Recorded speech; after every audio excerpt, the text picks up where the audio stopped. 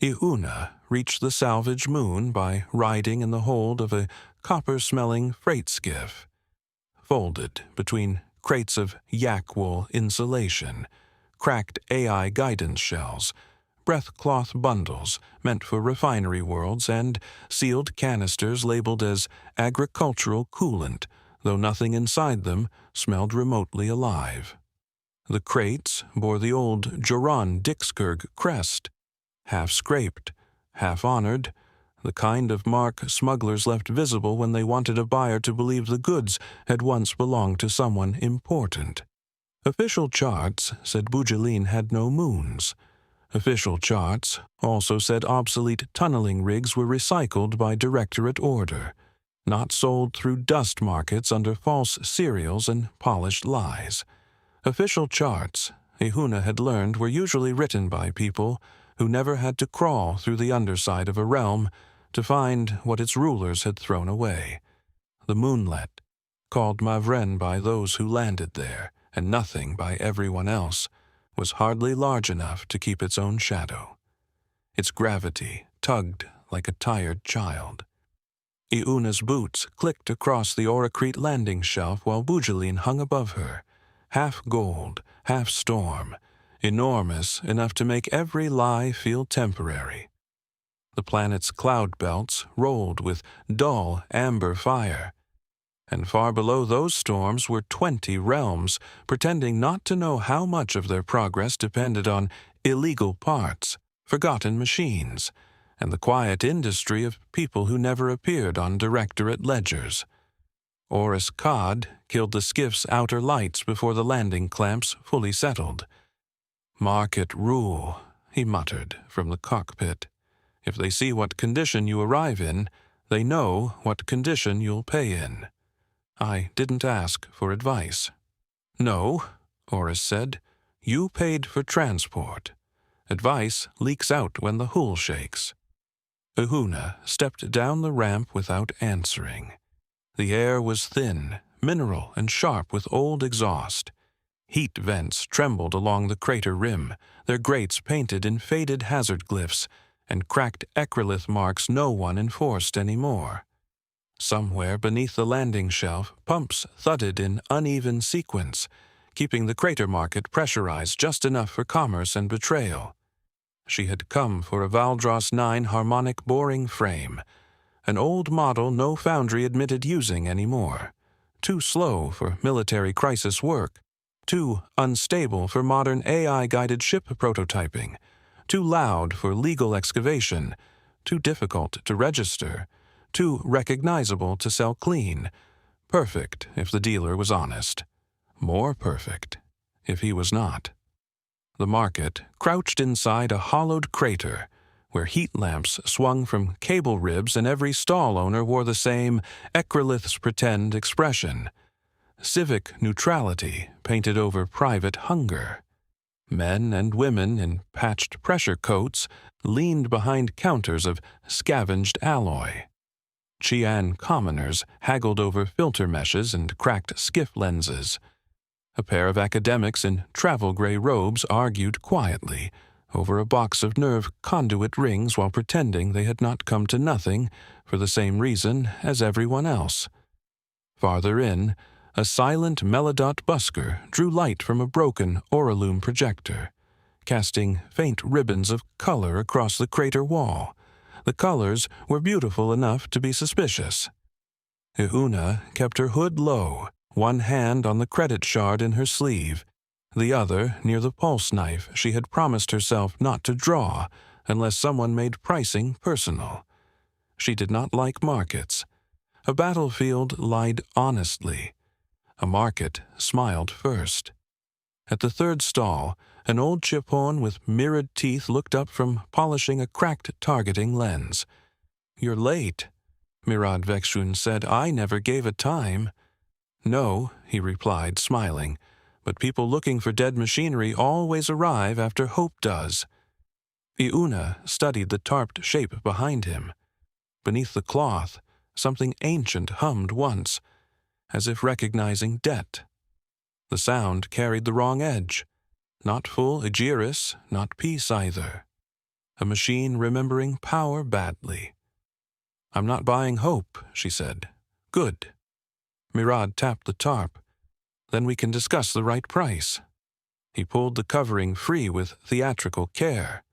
The Valdros 9 squatted beneath it, dented, corroded, and ugly with old endurance. Its armor plates had been resealed in 3 different alloys. Its coolant manifold showed fresh grime over older stress fractures.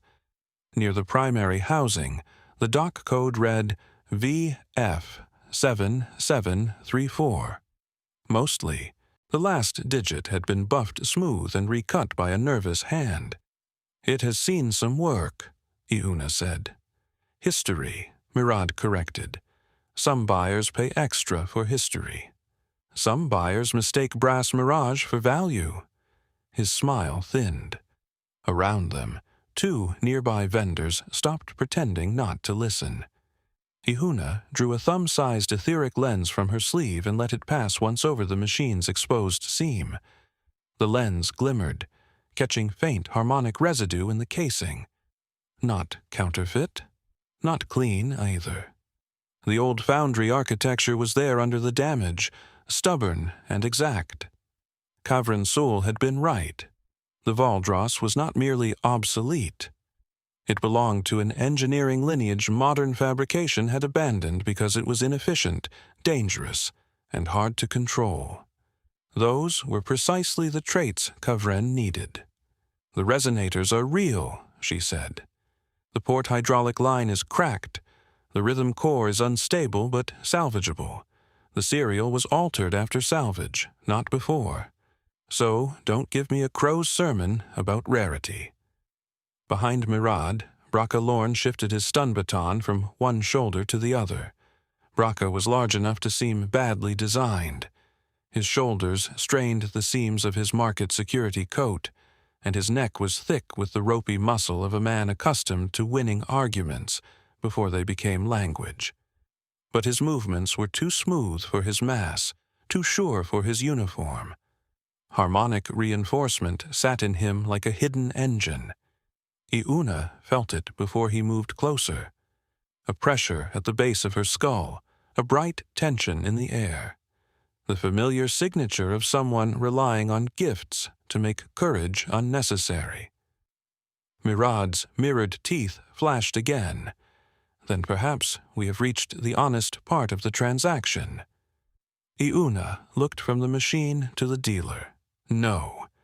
We have reached the part where honesty becomes cheaper than violence." She tapped her temple once.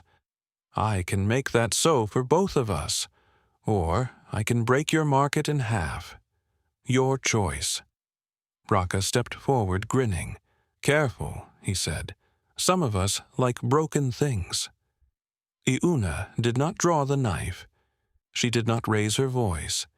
She simply looked at Braca, and in that moment, every advantage he had died. His harmonic strength, his reinforced reflexes, his market-trained threat, the hidden heat in his limbs, all canceled. He was only a man with a stick and too much confidence. Nothing rose in her except training, timing, patience, and the perfect balance between speed and restraint. She was Neopindot. Her skill was not in taking, her skill was in taking away. Braca faltered. His baton twitched.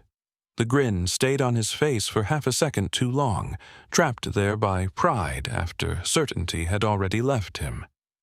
Iuna smiled. He hesitated, and then he knew he had lost. Mirad raised a hand. "Enough," he said, no longer amused. "The price is 35,000, and that includes the cracked line and the rhythm core. You want a perfect machine, go back to Foundry Worlds and ask politely." Iuna held his gaze. 30. He laughed without warmth. 30? For a Valdros with original resonators and a serial I had to fix myself? A serial you fixed badly, Iuna corrected, which means I will have to fix it again. 30 is honest. 30 is fair. 30 is what I will pay. Take it, or I will take what I need and leave you explaining to the Port Authority why you are selling Directorate-restricted machinery under a false code." "Port Authority," Mirad said. "On nothing?" "No. On Bujalin. You have buyers there. You have haulers there. You have at least one shell company routing salvage through Joran-Dixkirk and calling it agricultural infrastructure. If I know that after 5 minutes, imagine what a board directorate auditor could do with an afternoon." Mirad's expression shifted. It was not fear yet. It was arithmetic. The market waited. Then he exhaled and nodded. 30, but you load it yourself." Iuna transferred the shard. Braca stood back, watching her with angry eyes.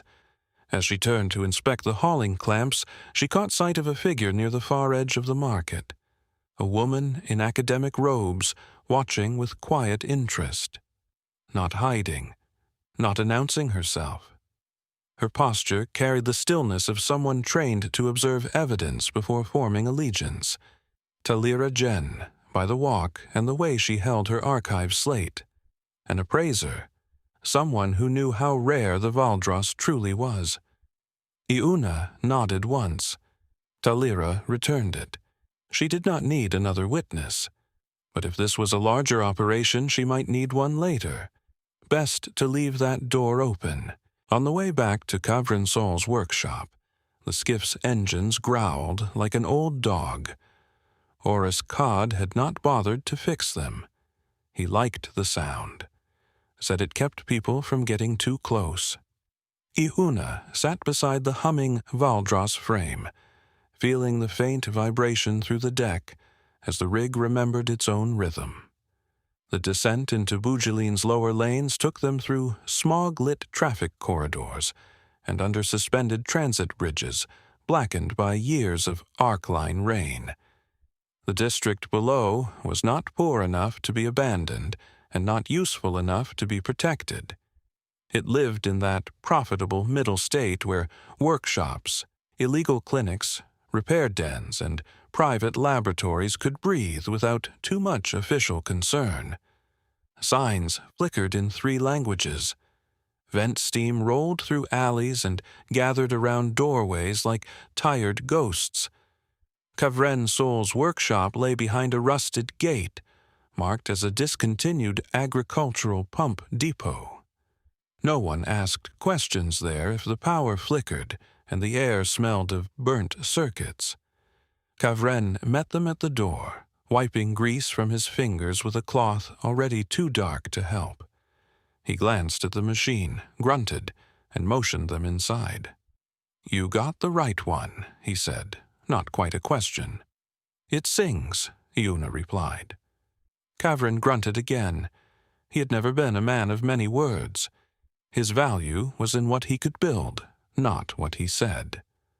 As Oris helped him maneuver the Valdros onto a cradle in the back of the workshop, Iuna leaned against the wall, watching. "The resonators are intact," she added. "The hydraulics need work.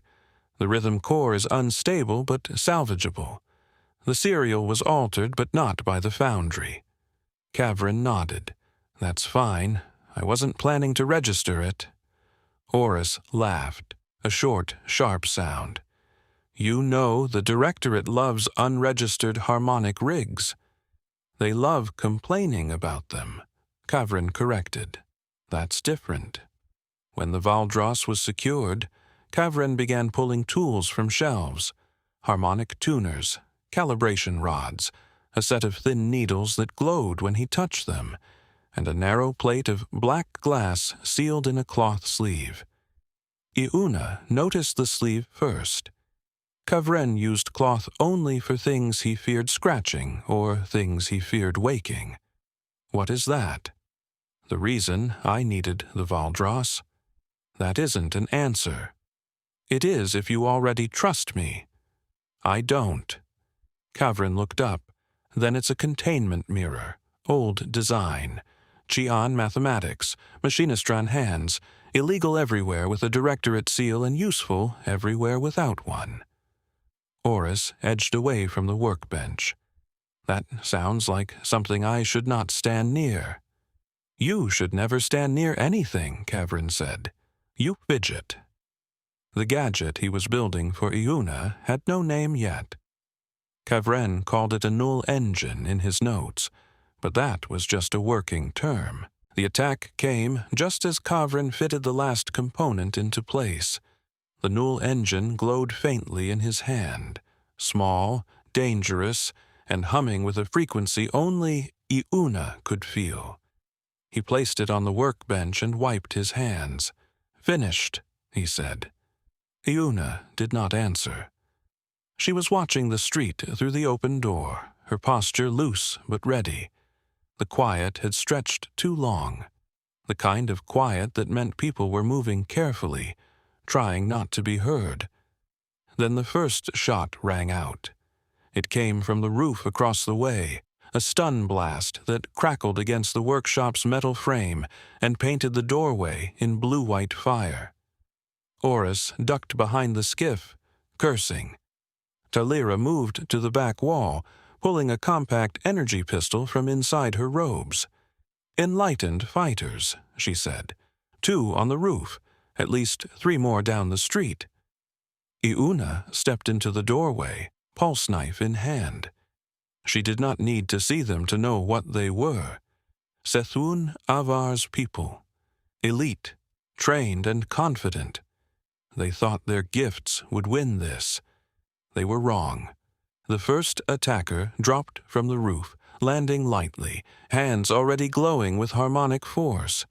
He lunged, fast, expecting Ihuna to dodge or block. Instead, she stepped into his reach, her knife flashing once. He gasped, his powers flickering and dying mid-strike. Suddenly, he was just a man with a knife wound in his shoulder. He staggered back, confusion and pain warring on his face. Iuna did not wait. She moved past him, toward the others. 2 more came at her from the street, one throwing a bolt of kinetic energy, the other moving with impossible speed. But as soon as they entered her range, their abilities evaporated. The kinetic blast fizzled against the gutter stones. The speed became ordinary momentum. They were just people now. And Iuna was better. She disarmed the first with a twist of her wrist, kicked the second's knee sideways, and kept moving. She was not fighting to kill. She was fighting to end the fight.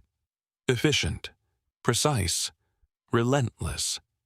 Inside the workshop, Kavrin grabbed the null engine and slipped it into a padded case. Talira fired at a figure trying to circle around the back, the energy bolt clipping his shoulder. He hissed, more surprised than hurt, and melted into the shadows. Oris revved the skiff's engine. "Time to go." Ihuna broke off from the last attacker, sprinting back to the workshop. She grabbed the case from Kavrin, shoved it into her coat, and swung onto the skiff. Talira followed, pistol still in hand. Kavrin hesitated, looking back at his tools. "Leave it," Iuna snapped. He swore under his breath and climbed aboard. The skiff lifted, lurching sideways as Oris threw it into motion. They skimmed low over the street, the buildings blurring past, arc-line residue flashing on broken windows. "They'll follow," Talira said, glancing back. "Then we lose them," Iuna replied. She opened the case, pulled out the null engine, and twisted the activation dial. The air around them seemed to thicken, then settle. It was not visible, but she could feel it. A bubble of dead space where no gifts could function. If anyone tried to track them with harmonic senses, chi projection, or resonance tagging, they would find nothing but ordinary metal and bad weather. Kavren leaned close, listening to the device. "It is stable." Surprised? Deeply. "Head for the old transit tunnels," Iuna told Oris. He nodded, weaving the skiff through a maze of alleys, then dropping into an abandoned freight channel beneath the district. Behind them, the sounds of pursuit faded. For now. When they finally stopped, deep inside the abandoned tunnel system, Oris cut the engine. The silence was heavy. Old transit glyphs lined the walls, their paint worn to pale scars. Somewhere deeper in the dark, water dripped with patient contempt. Talira exhaled slowly, lowering her pistol. That was too close. It was expected, Iuna replied. She looked at Kavrin. Does it work? He nodded, though his face was grim. It works, but the trap was designed to observe the same field it emits. If Sethuan gets even a partial reading, he will not stop. He will send more. And next time, he might come himself. Good, Iuna said. I would rather finish this in person. Talira watched her for a moment, then smiled slightly. You are not what I expected. I never am. Iuna stood, stretching. The fight had left her with a dull ache in her shoulder, but nothing worse. She looked at the others. Rest now. Tomorrow, we find Sethuan Avar, and we make sure he understands what it means to face a Neo-Pindot without tricks to hide behind. No one argued. They did not need to. The next day, they moved through the city like ghosts. Talira had pulled records, tracked shipments, and followed whispers until she found the place Sethuan Avar called home. A private estate built into the side of a dormant volcano, accessible only by air. A heavily guarded cable car, or old maintenance routes that had not appeared on any current map for 30 years. The estate was designed to impress. Sleek walls of polished obsidian, energy shields shimmering in the heat haze, guard towers placed for intimidation as much as defense. It was the kind of home built by a man who believed privacy and power were the same thing. But Iuna did not plan to use the front door. Oris parked the skiff in a rusted-out maintenance yard 2 kilometers away. From there, they hiked up a forgotten trail, the air growing hotter with each step. Kavren carried a satchel of tools, his face already slick with sweat. Talira moved quietly, her academic robes exchanged for darker, practical clothing. She had wrapped her archive slate in dull cloth and strapped it close to her ribs like a weapon. When they reached the edge of the estate's outer defenses, Iuna crouched behind a rock formation and studied the layout. Patrollers moved in predictable patterns, confident but lazy. They did not expect trouble here. Not from scavengers, not from academics, not from people who still had to sweat when they climbed. The shield generator is in the west wing, Talira whispered. If we disable it, the defenses will drop.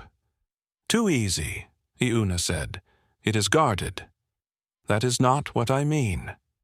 Kavren adjusted the tool satchel on his shoulder. She means Sethuan knows we have the Null engine. If this route exists, he may want us to use it. Talira's jaw tightened. Then we leave. No, Iuna said. We enter expecting the trap. Oris sighed from behind them. That is the worst kind of entering. Iuna pointed to the west ridge. Kavren, you are with me. Talira, Oris, stay here. If things go wrong, get clear. No argument, Oris said, already settling into a comfortable position behind the rocks. Talira hesitated, then nodded. Be careful. Iuna gave her a tight smile. That is not usually what people pay me for. She and Kavrin moved along the ridge, staying low until they reached a service access point near the shield generator. The door was locked, but Kavrin made quick work of it with a slim decoding device. Inside, the air hummed with energy. The generator was massive. They descended toward the main house, avoiding the main paths. Guards scrambled, some moving to reinforce the perimeter, others heading toward the generator. None of them noticed the small group slipping through the shadows. Or if they did, they let them pass.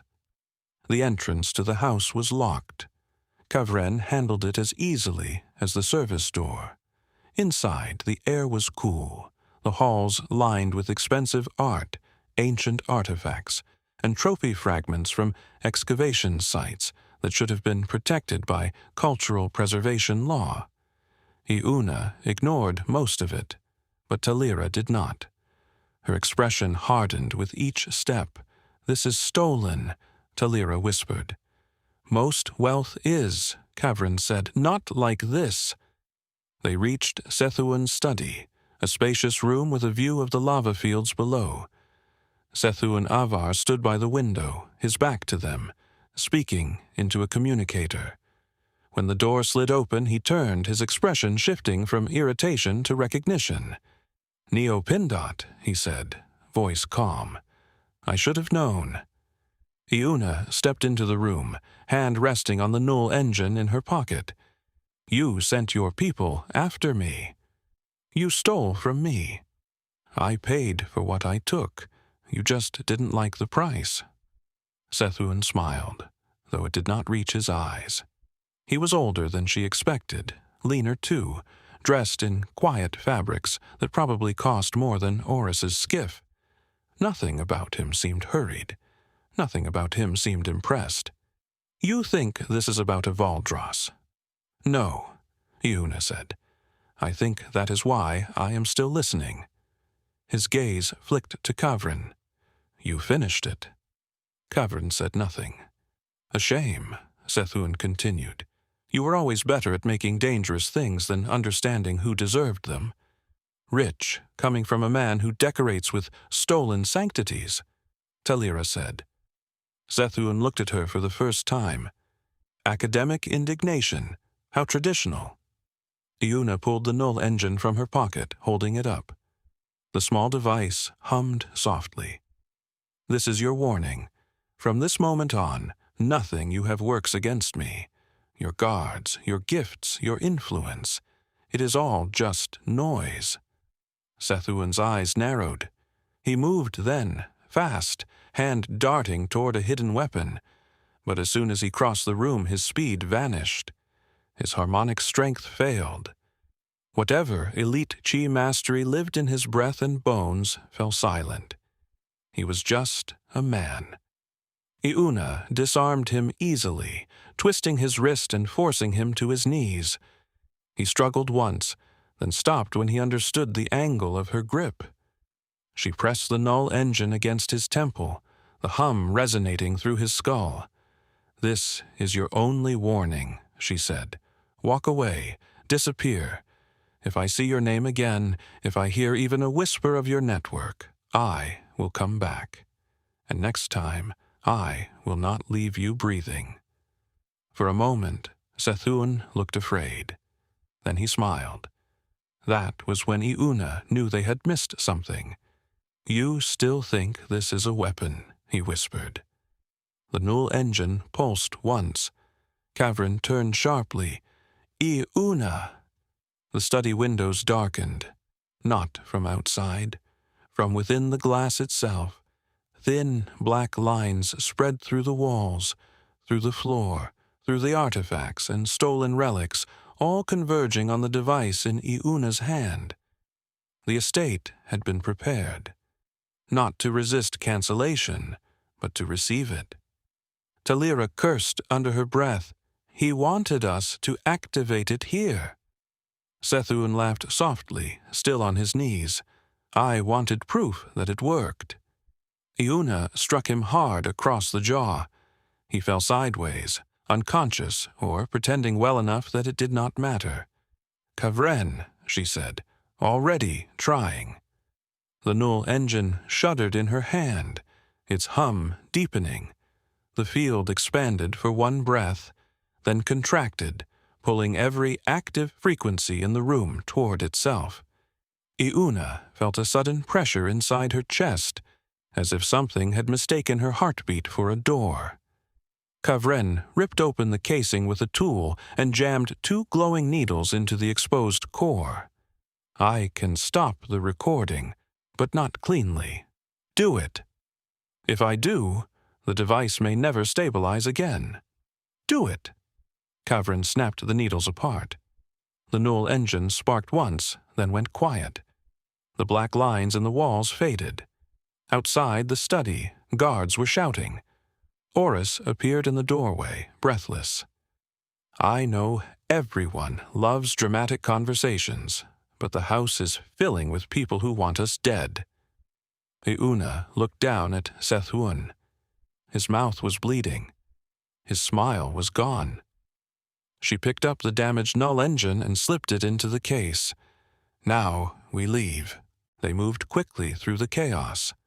Guards rushed toward the study, but without the shields and with the estate's internal systems disrupted, their coordination collapsed. Iuna did not fight more than necessary.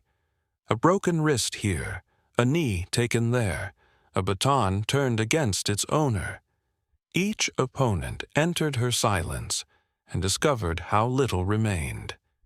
By the time they reached the skiff, the estate's shields were trying to come back online in broken pulses. Oris threw himself into the pilot seat. Everyone aboard. No, Kavrin said. Oris stared. What do you mean, no? Kavrin held up the cracked null engine case. Part of the core is missing. Talira looked back toward the estate. Sethun kept the reading. Iuna stood at the ramp, watching the obsidian house shrink behind them as the skiff lifted into the volcanic haze. Then he heard the warning, she said. Kavrin shook his head. He heard the song. No one spoke for a while after that. Bujaline's horizon burned red ahead of them. The city lights waited below, glittering like promises no realm intended to keep. In Iuna's pocket, the damaged null engine sat silent, heavier than when it had worked. Talira finally looked at her. What now? Iuna watched the estate disappear into smoke. Now, she said, we find out what he learned. Oris groaned. I was afraid the answer would sound like more work. Iuna almost smiled. The null engine did not hum. That was what troubled her most.